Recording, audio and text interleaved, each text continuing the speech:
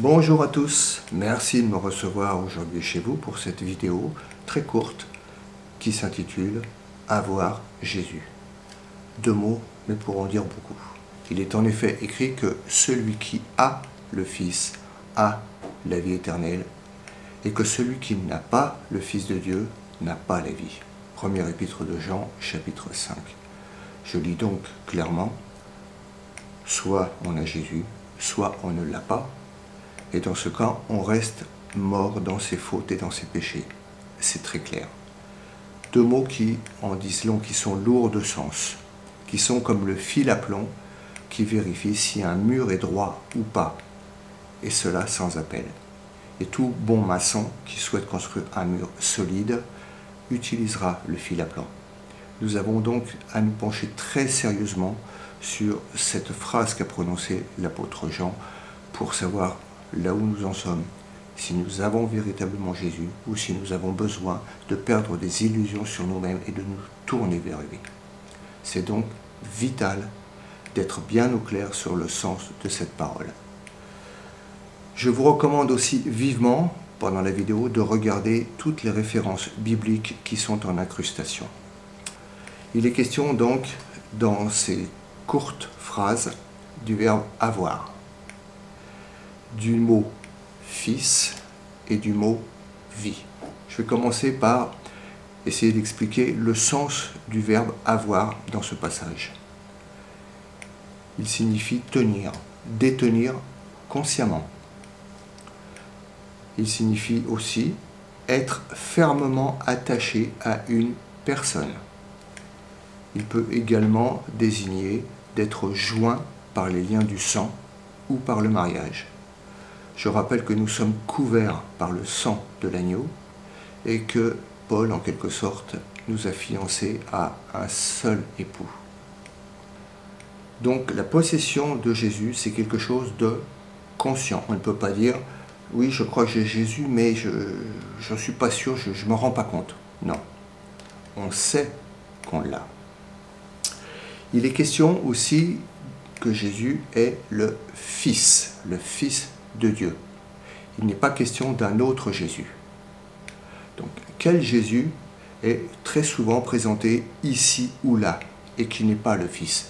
Et malheureusement, on présente souvent un faux Jésus dans nombre de vidéos qui circulent sur les réseaux sociaux. Alors, qui est le Fils? Il est Dieu fait homme. Il est celui que le Père a envoyé pour sauver le monde. Il est donc Dieu avant de se faire homme, il est donc Dieu avant tout. Un Jésus perçu seulement ou avant tout comme un homme parfait n'est pas le vrai Jésus. On le prive en quelque sorte de son autorité et de sa puissance. Celui dont l'œuvre ne serait pas parfaite, ni complète, ni achevée, n'est pas le vrai Jésus. Celui qui ne sauverait pas parfaitement, entièrement, d'une manière définitive, achevée, n'est pas le vrai Jésus. La doctrine qui prétend donc que l'on peut perdre le salut ne vient pas de Jésus, de l'Esprit Saint. Jésus n'a jamais opéré un tel, entre guillemets, salut partiel, parce que sauver à moitié veut dire pas sauvé ou perdu. Celui qui ne pourrait pas délivrer des peines du jugement messianique, de son jugement donc, et le préserver de la destruction n'est pas le vrai Jésus. Jésus, donc je rappelle, il est celui qui va juger le monde. Comment pourrait-il juger celui qui l'a sauvé? Avoir un Jésus qui ne serait pas le Seigneur n'est pas le vrai Jésus. Avoir un Jésus qui n'apporterait pas la grâce et donc la rémission complète de nos péchés qu'il a d'ailleurs ôtés n'est pas le vrai Jésus. On reçoit Jésus, le vrai, le Jésus, Fils du Dieu vivant, par révélation. Sans révélation, il n'y a pas la foi. Chaque mot le désignant est ainsi reçu comme une vérité révélée. Les mots ne sont pas creux. Et dans cette clarté, nous naissons finalement à la vie et nous passons des ténèbres à la lumière. Nous voyons Jésus vivant. Il ne peut même être alors plus réel qu'il ne l'est en ces instants. Il n'est plus un concept, un personnage, une image, parce qu'il y a une rencontre. Et de là, on peut dire qu'on connaît Jésus. Et c'est alors la vie éternelle qui s'exprime. Il est donc question d'avoir Jésus. On l'a, car il est en nous. Regardez l'incrustation, c'en est la preuve. On l'a, car on peut s'appuyer sur lui. C'est une réalité expérimentale que les enfants de Dieu connaissent dans des difficultés. On peut compter sur lui, car on l'a. Et on l'a, car par lui, qui est le chemin, on peut appeler Dieu notre Père. C'est par sa vie à lui qui est en nous. Donc, on l'a. Parce qu'on l'a, on peut lui déposer nos fardeaux. Parce qu'il est vivant et qu'on l'a, on a aussi sa paix. On prend aussi conscience de son autorité et qu'on doit obéir à ses commandements, car on l'a comme Seigneur. On aime Jésus. On ne pourrait pas l'aimer si on ne l'avait pas, comme celui qui se tient à nos côtés. Je rappelle une parole qui résume tout ce dont ont besoin de connaître les enfants de Dieu.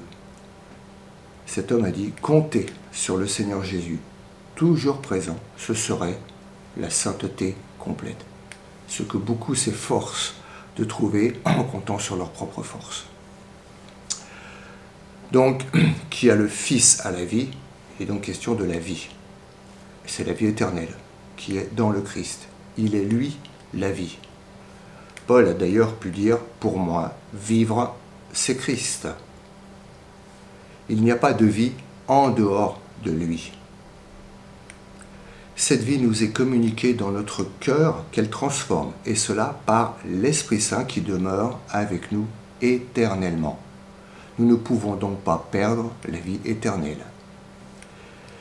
Il y a l'évangile de Jésus-Christ, Fils de Dieu, et ceux qui prêchent un autre Jésus, un autre évangile.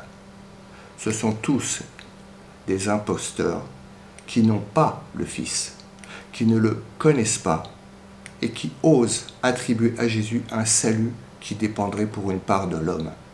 Ces hommes renversent l'évangile qui est celui de la grâce de Dieu. Et ils renversent la paix de plusieurs enfants de Dieu qui sont mal affermis.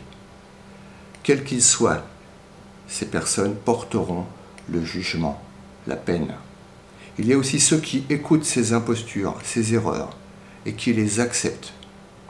Ils devraient remettre en question avec le plus grand sérieux leurs croyances. Les remettre en question à la lumière de la seule Écriture. Les brebis du Seigneur connaissent sa voix. Elles fuient loin d'un étranger. Elles ne connaissent pas la voix des étrangers. Je cite l'Écriture. Et si c'est ici la promesse que lui nous a faite, la vie éternelle. Je vous écris ces choses touchant ceux qui vous égarent. Mais l'onction que vous avez reçue de lui demeure en vous, et vous n'avez pas besoin qu'on vous enseigne. Mais comme la même onction, c'est-à-dire cette onction, la pleine lumière, l'œuvre du Saint-Esprit qui fait que nous connaissons Jésus, et que par cette connaissance, nous sommes capables de discerner ce qui va à l'encontre de qui il est, et ce qui va dans le sens de qui il est. La même onction, donc, vous enseigne toute chose, et qu'elle est véritable, et n'est pas un mensonge. Et selon qu'elle vous a enseigné, vous demeurerez en lui. Voilà, j'ai fini avec cette vidéo courte qui, j'espère, saura mettre un terme définitif aux doutes que pourraient avoir quelques-uns concernant ce qu'est la vie éternelle que Jésus nous a donnée. Je vous souhaite une bonne fin de journée et que le Seigneur vous fasse toujours mieux le connaître, lui. Au revoir.